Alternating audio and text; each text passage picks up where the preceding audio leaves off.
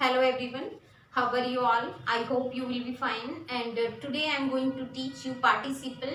And as you know that there are three forms of participle, which are present participle, past participle and perfect participle. Today I will teach you present participle. So let's start. किसकी बात करते हैं? Non finite की। Non finite में किस part की बात करेंगे? पार्टिसिपल की। ठीक है, नॉन फाइनाइट में किसकी बात करेंगे? पार्टिसिपल की। पहले पार्ट्स को एक बार जानना है आपको। पहला पार्ट आपका कौन सा होता है? इंफिनिटिव। ठीक है, सेकंड पार्ट था आपका जीरेंट, हमने जो किया है इंफिनिटिव भी हमने कर लिया है। थर्ड पार्ट है आपका पार्टिसिपल, जो आज हम करेंगे। ठीक है, इन्फिनेटिव आपका हमने किया है, इसकी 4 वीडियो मैं बना चुकी हूँ इस पे, तो आप वो देख सकते हैं। बट पार्टिसिपल को अच्छे से समझने के लिए आप जीरेंट का वीडियो जरूर देख लेना, क्योंकि जीरेंट में और इसमें बड़ा कंफ्यूजन होता है। तो उन कंफ्यूजन को तभी आप दूर कर पाओगे जब दोनों वीडियो को देख पाते हो। ठीक है, अब हम बात करते हैं पार्टिसिपल की। पार्टिसिपल हम एक बार पार्ट्स की बात कर लेते हैं। पार्टिसिपल काम कैसे करता है? एज एन एडजेक्टिव करता है। पहले मैं इसके पार्ट्स पे बात कर लेती हूँ। तो पहला पार्ट है इसका प्रेजेंट पार्टिसिपल। प्रेजेंट पार्टिसिपल पहला पार्ट क्या है इसका? Present participle. इसमें आप यूज क्या करोगे? Fourth form of the verb आप इसमें यूज करोगे। ठीक है, यानी कि वर्ब की जो फर्स्ट फॉर्म है उसमें आप क्या ऐड करोगे? आईएनजी ऐड कर दोगे। ठीक है, बट कैसे यूज होगा? एज एन एडजेक्टिव आपका ये यूज होगा। ठीक है, सेकंड बात हम कर लेते हैं पास्ट पार्टिसिपल की। तो जो दूसरा पार्ट इसका रहा वो क्या रहा? Past participle. क्या रहा? Past participle. पास्ट पार्टिसिपल में आप क्या यूज करोगे? Third form of the verb use करोगे। Third form of the verb, लेकिन कैसे? As an adjective. कैसे यूज करोगे? As an adjective. Third part हमारा है परफेक्ट पार्टिसिपल। कौन सा? Perfect participle. Perfect participle. Perfect participle में आप क्या यूज करोगे? Having. Having and third form of the verb. ठीक है, ये बात रही आपकी एक्टिव में। ये भी आपका कैसे काम करेगा? एज एन एडजेक्टिव काम करेगा। ठीक है, ये तो एक्टिव में रहेगा। पैसिव में कैसे यूज करोगे? Having been. Having been and third form of the verb. ठीक है, अब पहली बात हमने किसकी की? प्रेजेंट पार्टिसिपल की। प्रेजेंट पार्टिसिपल में आप क्या यूज करोगे? Fourth form of the verb, यानी कि फर्स्ट फॉर्म में आप आईएनजी ऐड कर दोगे। काम कैसे करेगा? एज एन एडजेक्टिव करेगा। पास्ट पार्टिसिपल में हमने बात की कि ये इसमें आपका यूज क्या होगा? Third form of the verb, और काम कैसे करेगा? As an adjective. थर्ड हमने पार्ट जो किया है परफेक्ट पार्टिसिपल, इसमें आप हैविंग और third form of the verb use करोगे। कब? जब एक्टिव की बात होगी, एक्टिव सेंटेंस में। और पैसिव जब सेंटेंस होगा तो हैविंग बीन और third form of the verb आप यूज करोगे। ठीक है, तो आज हम बात कर लेते हैं प्रेजेंट पार्टिसिपल की और रब कर लेते हैं। ठीक है,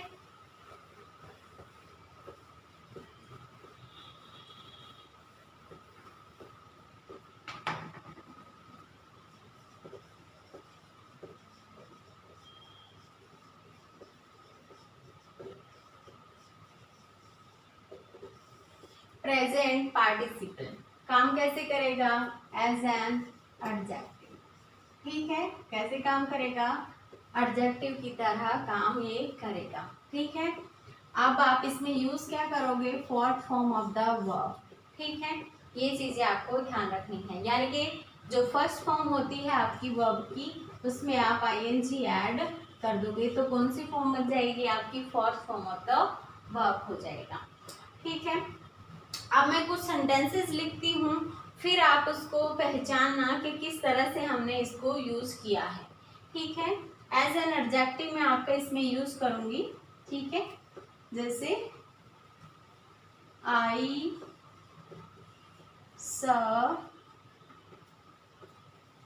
a playing girl. I saw a playing girl. ठीक है, फिर मैंने लिखा he has a smiling face. He has a smiling face. ठीक है, फिर हमने लिखा barking dog, barking dog, barking dogs seldom bite, seldom bite, seldom bite. ठीक है, barking dog seldom bite. A singing girl, a singing girl is coming there. A singing girl is coming there.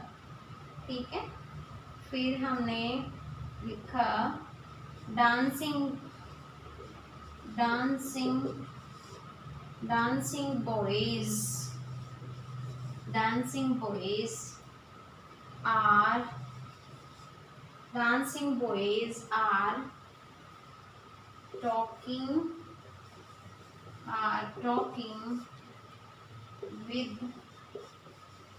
one another, with one another. ठीक है, dancing boys are talking with one another. ठीक है, अब हमें इसमें क्या पहचानना है, प्रेजेंट पार्टिसिपल को, और इसमें हमने एज एन एडजेक्टिव इसको यूज किया है। ठीक है, अब देखो आई सा अ प्लेइंग गर्ल, मैंने एक खेलती हुई लड़की को देखा। तो खेलती हुई लड़की को, प्लेइंग गर्ल को देखा ना, तो ये आपका क्या हो गया, प्लेइंग गर्ल, प्लेइंग आपका क्या हो गया, ये आपका प्रेजेंट पार्टिसिपल हो गया। क्या हो गया, present participle. He has a smiling face, तो ये भी आपका क्या है, स्माइलिंग, ये आपका प्रेजेंट पार्टिसिपल है। ठीक है, barking dog seldom bite, barking dog, तो यहाँ पर ये बार्किंग, बार्किंग आपका क्या है, प्रेजेंट पार्टिसिपल है, प्रेजेंट पार्टिसिपल है। ठीक है, अ सिंगिंग गर्ल, ठीक है, सिंगिंग आपका क्या है, प्रेजेंट पार्टिसिपल है। ठीक है, अ सिंगिंग गर्ल, यानी कि ये गर्ल की क्या बता रहा है, एक विशेषता बता रहा है। एडजेक्टिव क्या काम करता है, हमेशा नाउन को डिस्क्राइब करता है, नाउन की विशेषता बताता है। तो इन्हीं सभी में क्या हुआ है, गर्ल, गर्ल को क्या किया है, डिस्क्राइब, फेस के बारे में बताया है। ठीक है, डॉग्स के बारे में बताया है कि बार्किंग डॉग्स, गर्ल के बारे में फिर क्या बताया, अ सिंगिंग गर्ल। ठीक है, डांसिंग बॉयज, ठीक है, तो यहाँ पर डांसिंग भी आपका क्या है, प्रेजेंट पार्टिसिपल है। तो वर्ब की फर्स्ट फॉर्म के साथ आपका आईएनजी यूज हुआ है, बट यहाँ पर हमने एज एन एडजेक्टिव इसको यूज किया है। ठीक है, मैं कुछ सेंटेंसेस और लिखती हूँ, उनके बारे में भी आप एक बार देखना। ठीक है, आप टेंसेस में भी आप इसको यूज कर सकते हो, बट वो सेमी एडजेक्टिव रहता है, आपका फुल एडजेक्टिव नहीं रहता है। कैसे, जैसे he is playing cricket, he is playing cricket. और फिर है आपका जैसे ही वॉज, इसको भी आप ऐसे ही इस तरह से यूज कर सकते हो, ही वॉज प्लेइंग क्रिकेट। फिर हम इसको फ्यूचर में भी ऐसे यूज कर सकते हैं, ही विल बी। ठीक है, यही चीजें हम यहाँ लिखते हैं। तो आप इस तरह से भी इसको यूज कर सकते हो। प्लेइंग, प्लेइंग जो आपका ये रहेगा, ये भी आपका टेंसेस में प्रेजेंट पार्टिसिपल का रोल प्ले करता है, बट फुल्ली नहीं, सेमी यानी कि हाफ करता है। ठीक है, ओके, अब हम कुछ और बात करते हैं। जैसे आपके कुछ वर्ड्स होते हैं, जैसे हमने लिख देती हूँ मैं, जैसे फाइंड, फिर है आपका कैच, फिर है आपका लीव, फिर है आपका सी, फिर है वॉच और वॉच, फिर है नोटिस, नोटिस, फिर है हर्ड, फिर है आपका हर्ड, ठीक है।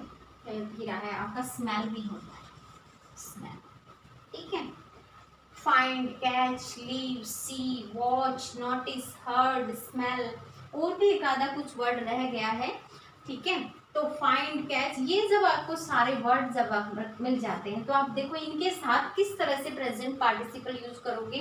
प्रेजेंट पार्टिसिपल, इनके बाद आपका आएगा ऑब्जेक्ट, ये वर्ड रहेंगे, इनके बाद आप रखोगे ऑब्जेक्ट, ठीक है, इनके बाद आप रखोगे ऑब्जेक्ट, और ऑब्जेक्ट के बाद आपका यूज होगा प्रेजेंट पार्टिसिपल। क्या यूज होगा? प्रेजेंट पार्टिसिपल आपका यूज होगा, ठीक है।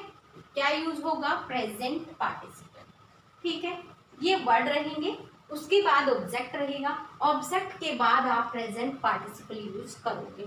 अब मैं इसको यहीं पे रख के एक बार एग्जांपल को समझाती हूँ तो आपको समझ में आ जाएगा। देखो, I found him, I found him smoking, I found him smoking. देखो, अब हमने ये फाइंड का क्या बनाया? सेकंड फॉर्म बना दी है, फाउंड, है ना। आई फाउंड, उसके बाद ये ऑब्जेक्ट रहा आपका, ये ऑब्जेक्ट है, और फिर ये आपका प्रेजेंट पार्टिसिपल। तो इस तरह से अभी आप इसको यूज करोगे। और एग्जांपल देती हूँ, देखो, ही लेफ्ट हर, ही लेफ्ट हर स्लीपिंग, ही लेफ्ट हर स्लीपिंग। लीव का हमने क्या बनाया?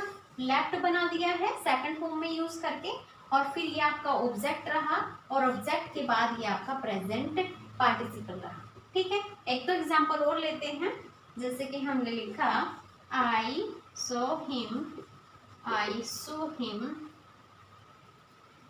प्लेइंग। क्या करते हुए देखा? आई सो हिम प्लेइंग, मतलब मैंने उसे खेलते हुए देखा, ठीक है।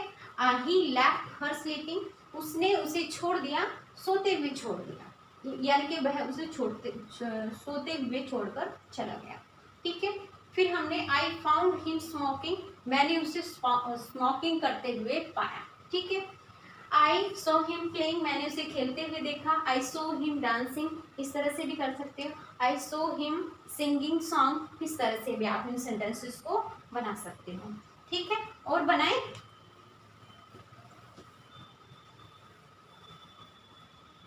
फिर जैसे हमने लिखा I noticed, I noticed, I noticed them, I noticed them cheating. क्या करते हुए पाया? मतलब कैसे नोटिस किया उसने? उनको चीटिंग करते हुए नोटिस किया। जैसे क्लासरूम में सर घूमते रहते हैं, नोटिस करते हैं कि कौन बच्चा क्या कर रहा है, तो चीटिंग करते हुए उसने क्या किया? नोट किया। देखो ये क्या हो गया? नोटिस हमने आपकी वर्ब ली, और नोटिस के बाद हमने रखा ऑब्जेक्ट, और ऑब्जेक्ट के बाद हमने क्या रखा? प्रेजेंट पार्टिसिपल रखा। तो इसी तरह आप सारे वर्ड्स को इस तरह से आप यूज कर सकते हो, ठीक है। इनके बाद ऑब्जेक्ट, और ऑब्जेक्ट के बाद आप प्रेजेंट पार्टिसिपल यूज कर सकते हो, ठीक है। अब कुछ और आगे करते हैं इसके अलावा। देखो, कई बार क्या होता है, इसमें दो एक्शन साथ होते हैं, दो काम साथ साथ होते हैं, या एक काम होने के जस्ट बाद दूसरा होता है, मतलब उनमें ज्यादा गैप नहीं होता काम में ना, ठीक है। एक दो काम साथ साथ भी होते हैं, और दो काम साथ साथ भी होते हैं, और क्या होता है, एक काम होता है उसके जस्ट आफ्टर दूसरा हो जाता है, तो उस सिचुएशन में भी आप प्रेजेंट पार्टिसिपल का यूज करते हो। देखो कैसे करोगे, जैसे हमने लिखा ही saw him, he saw him, और फिर आप फुल स्टॉप लगा दो, हम दूसरा सेंटेंस लिख लेते हैं, he ran away, he ran away, उसने क्या देखा, उसने उसे देखा और क्या किया, भाग गया। उसने उसे देखा और वह क्या किया, भाग गया। ठीक है, आप इसको ऐड करके आप बताओ कि कैसे बनाएंगे। हाँ, अब हमें इसको देखो, उसने उसे देखा, देखते ही क्या किया, भाग गया। मतलब साथ साथ एक्शन हो गए दोनों, है ना। उसने देखा और भाग गया। ठीक है, तो कैसे बनाओगे आप इसको, देखो ऐसे बना सकते हो। एक ही आदमी ने काम किया ना, इसने ही देखा और यही भागा। ठीक है, देखो, seeing him, seeing him, he run, he run away।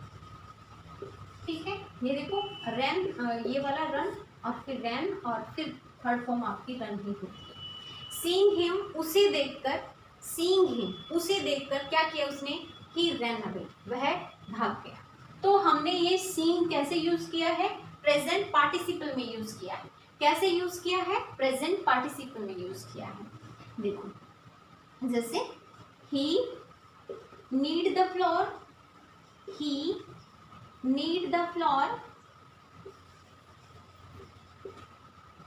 he need the floor and washed his hands। Okay, क्या किया उसने, आटा गूथा। ओ, ये सेकंड फॉर्म में लिख लो आप, needed, he needed the flour, उसने क्या किया, needed। ठीक है, needed the flour, he needed the flour और क्या किया, washed his hand, और अपने हाथ धोए। तो दो एक्शन हो गए, उसने जस्ट आटा बनाया और आटा बनाने के बाद जस्ट क्या किया, हाथ धोए होंगे, क्योंकि आटे के हाथ भरे भरे तो और कुछ नहीं किया जा सकता ना। तो एक्शन साथ साथ हुए, मतलब पहले आटा बनाया, उसके बाद क्या किया, उन्हें जस्ट हाथ धो लिए। ठीक है, तो आप इसको बनाओगे कैसे, हमें ये देखना है। जैसे kneading, kneading the floor, kneading the floor। ठीक है, kneading the floor, washed, हमने ही नहीं लगाया यहाँ पे ना, ही लगा लो। kneading the floor, he washed his hands। ठीक है, kneading the floor, he washed his hands। ठीक है, आपको चीजें ध्यान क्या रखनी है कि हमें इस सेंटेंस को ऐड कैसे करना है। ठीक है, अब और लेते हैं कुछ। देखो दो सेंटेंसेस को हमने ऐड किया है, he saw him, he ran away। उसको देख, मतलब उसने उसे देखा और भाग गया, हमने इसको ऐड कर दिया। देख, वह उसे देखते ही क्या किया उसने, वह भाग गया। ठीक है, he kneaded the flour and washed his hands। kneading the flour मतलब आटा गूंथते ही उसने क्या किया, अपने हाथ धोए। ठीक है,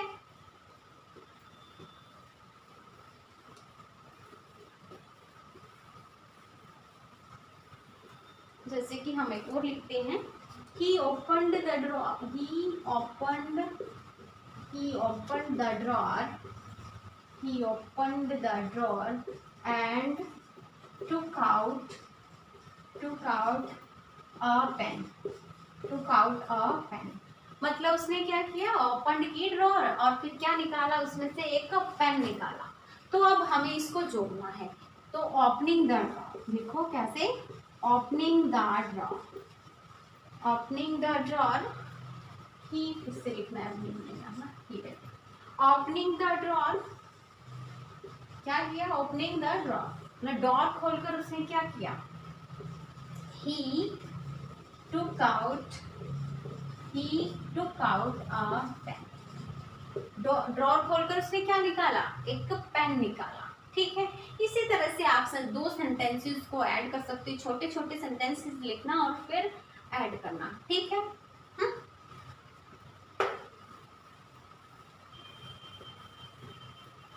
अब देखो कुछ, जैसे आप कई बार कैसे यूज करते हो, while और when के बाद भी आप इसको यूज करते हो, while और when के बाद। ठीक है, while और when के बाद कैसे यूज करते हो, जैसे I saw a tiger, I saw a tiger while going there, while going there। मैंने क्या देखा, आई सा अ टाइगर, मैंने एक टाइगर देखा, वाइल गोइंग देयर, वहां जाते हुए। ठीक है, मतलब कब, जब वह वहां जा रहा था। ठीक है, जब मैं वहां जा रहा था, मतलब आप खुद के लिए यूज किया है आई सा अ टाइगर, मैंने एक टाइगर देखा जब मैं वहां पर जा रहा था। ठीक है, तो व्हेन से भी आप इसको बना सकते हो और वाइल से भी बना सकते हो। ठीक है, be careful, be careful while driving, while driving a car आगे भी बढ़ा सकते हो या सिर्फ इतना भी लिख सकते हो while ड्राइविंग। ठीक है, be careful while driving a car. ठीक है, बी केयरफुल while रीडिंग। ठीक है, बी केयरफुल मतलब केयरफुल रहना, पढ़ते हुए, मतलब अटेंटिव रहना चाहिए ना। आप इसको ऐसे भी कर सकते हो, बी अटेंटिव वाइल रीडिंग। ठीक है, अटेंटिव रहो, कैसे, आप ऐसे बुक हाथ में लेके और सोए पड़े हो, सुस्त हो, तो that is not okay. Be careful while reading. ठीक है, रीडिंग करते हुए हमेशा केयरफुल रहो, तभी तो चीजें हमारे दिमाग में आती हैं जब हम केयरफुल रहते हैं, है ना। तो इस तरह से भी हम इसको यूज कर सकते हैं। वाइल के बाद हमने यहाँ यूज किया, वाइल के बाद हमने यहाँ इसको यूज किया।